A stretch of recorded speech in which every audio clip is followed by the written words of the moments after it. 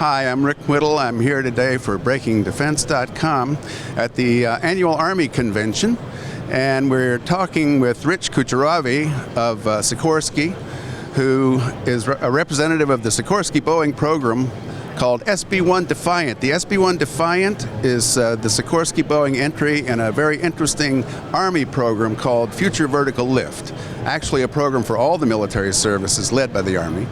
And the idea of this program is what, Rich? Rick, the idea of the Future Vertical Lift program is to look at future air vehicle technologies that would dramatically increase the range and the speed, payload of vertical lift platforms.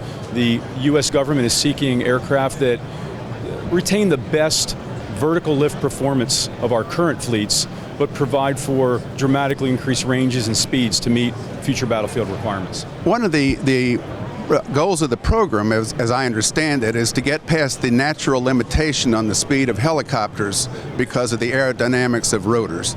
Can you explain that for us a little bit? Helicopters are, based on the rules of aerodynamics, limited to speeds in the range of about 180 to 200 miles an hour. There's a natural limitation that occurs. And in order to get aircraft, helicopters that can still perform vertical lift maneuvers and fly at those dramatically increased speeds, you have to do one of two things. Either you have to take an aircraft, an airplane, and enable it to hover, or you have to take a helicopter and enable it to fly very fast. Our solution is based on what's called the X2 technology. It's a compound coaxial helicopter. That means it has two rotor systems, negates the need for a tail rotor. Mm-hmm. So there is no anti-torque effect with a compound coaxial system. As a result, we have added a propeller, we call it the Propulsor, which is a clutched reversible prop that provides for additional thrust that allows the helicopters to achieve speeds well in excess of 200 miles per hour. And that's on the back of the aircraft, if you can see it here on the model. And now, Rich, you're a former Army aviator. Right. So now I'm going to ask you to take me for a ride in that demonstrator over here. Can we go? We can go for a ride. Let's try it.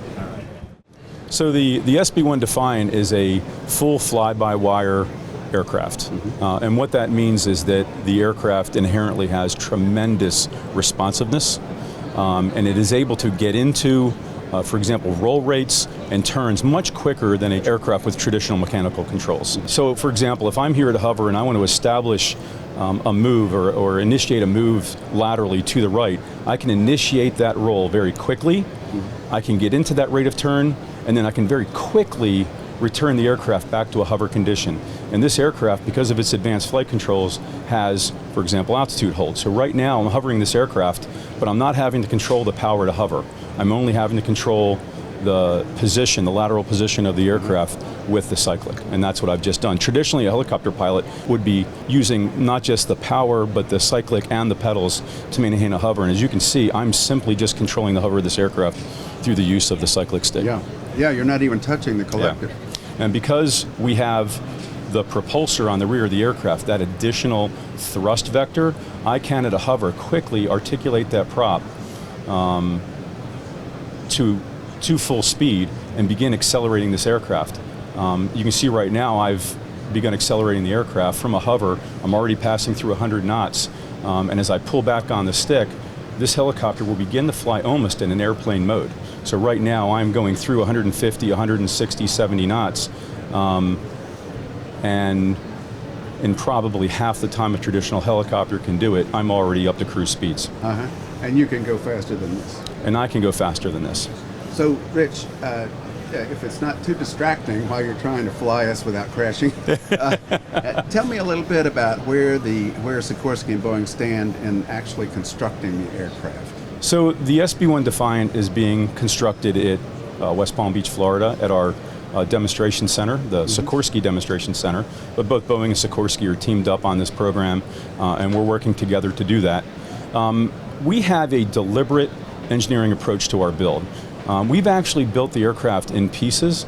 So the first thing we did was we built a hardware-in-the-loop software integration lab. In essence, it's a flight simulator flying the aircraft's flight control software, the same software that we'll have in the aircraft when it flies, and that is coupled to a laboratory where we have all the electromechanical devices that control the rotor system and the propeller of the helicopter in a lab setting. So while pilots are flying that simulator, they're actually building time on all the flight control components, whether it's hardware or software. All the servos, all the electronic components, and all the flight-worthy components for the flight control and the powertrain system are in that lab. And we've been flying that for about a year and putting hundreds of hours on those components. The second component of our build is what's called the powertrain system test bed.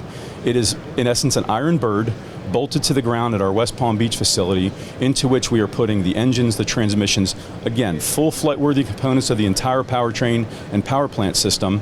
And that system is just about finished in its build. The aircraft is already mostly built. We have already put electrical power on our aircraft fuselage. So in essence, all but the rotor systems and the transmissions are installed in the actual aircraft. So we believe we'll have the aircraft built and flying in mid-2018. Remind our viewers, all this, or a lot of this technology is based on aircraft that Sikorsky already built. The heart of this aircraft's technology is the X2 technology, which is the compound coaxial rotor system with a pusher prop.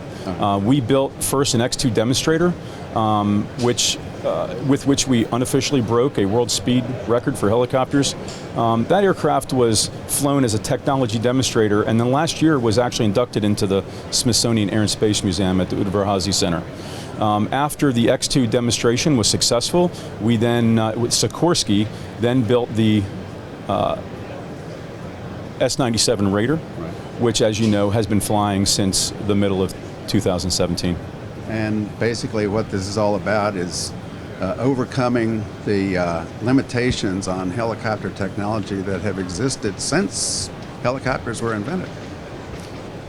Exactly. The X2 technology is all about expanding the speed and range of a helicopter while retaining the best low-speed hover characteristics of helicopters.